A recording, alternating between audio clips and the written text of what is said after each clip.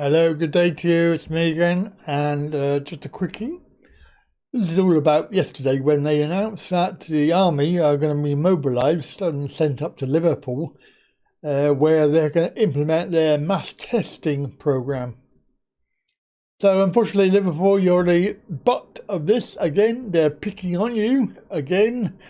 There's something about you that they don't like. It's like a bully at school, isn't it? They just pick on you for no reason whatsoever, except your face doesn't fit or something like that, or maybe you've got the wrong accent. Certainly, a lot of the northern cities are in the firing line. So we've got Manchester and Liverpool, and also Yorkshire. And I will not have anything said about Yorkshire. Because I'm a closet North Yorkshireman, really. No, that's a joke. But my serious question about this whole thing is that when the army come round, they're going to be having testing stations. They're going to be trying to, if you go out and about, you'll be trying to be persuaded to have this test. Now, obviously, I don't know the full details. I don't think many people do, because I don't think they even thought about it really. However, it looks like that I would like to know what they would do if you said no. Very interesting. Why would you want to have a test if you're not ill? And I know there's a big discussion about being asymptomatic, being a spreader, but you have to actually have the virus active. It has to be infectious. Now, obviously, there is a way, apparently, that you can test for that using the PCR with a low cycle rate. However, they're not doing that with the PCR test. They are using 30, 35, 40 cycles. And what they're saying is, as far as I know, it is inaccurate for the higher rates because it will pick up any amount of RNA. So even if you had this thing months ago, as I suspect I have, then it will pick that up as being positive, and it will give a positive test. And then I will have to isolate, but basically I don't need to because I haven't got it.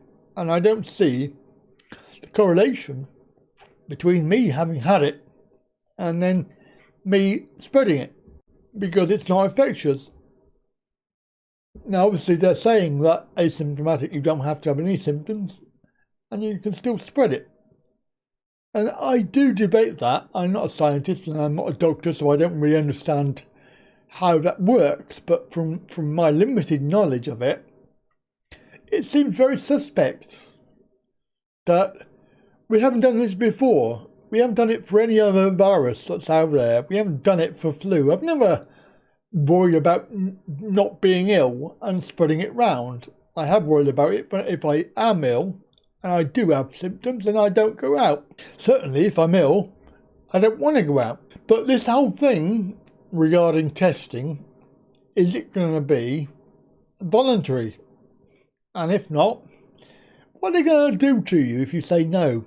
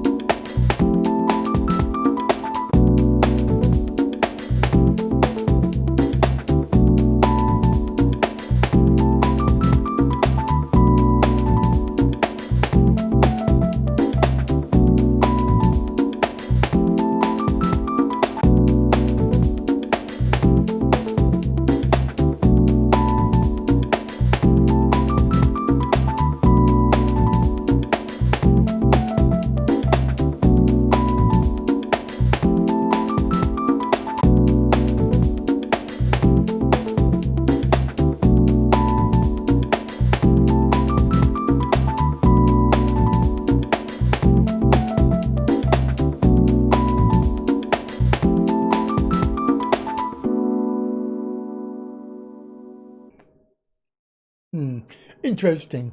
And are they going to make it law like they've done with everything else? And I think that they might. I think there's a suspicion that they might make it that you have to have a test.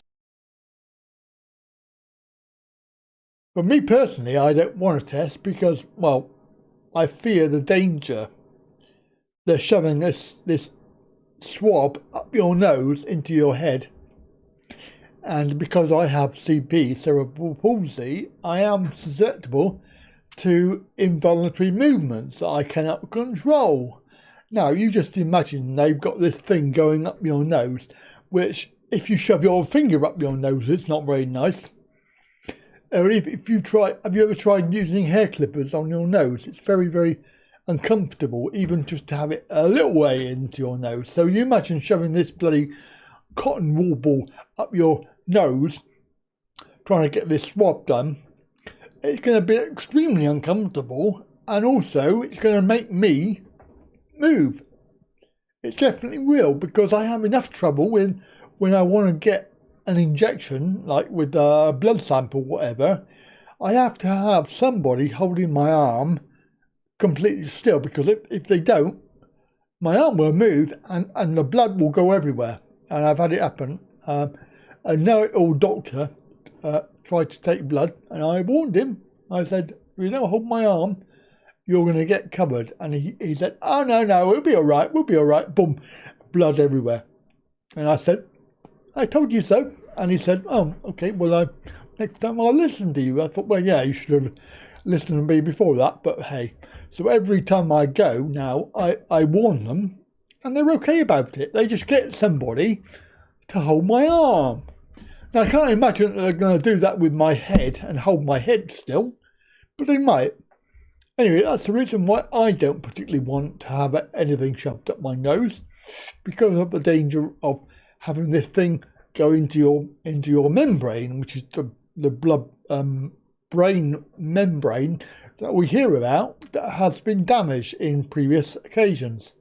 And even if they don't damage it, they can bang into it, and it will hurt. Again, we have the whole thing about why do they need to shove it in your nose to find out if you've got it.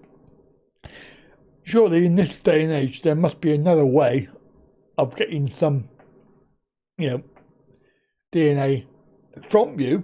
Surely it can't be just this location that they have to use. There has to be a particular reason for it. Anyway, I don't know, and I don't know the answer to that, but that's the reason why I would avoid it. And also the reason why. Anyway, so there we go. That's the story. Be interested to find out the answers, but probably we'll never know. Have a good day. I'll catch you next video. Bye for now.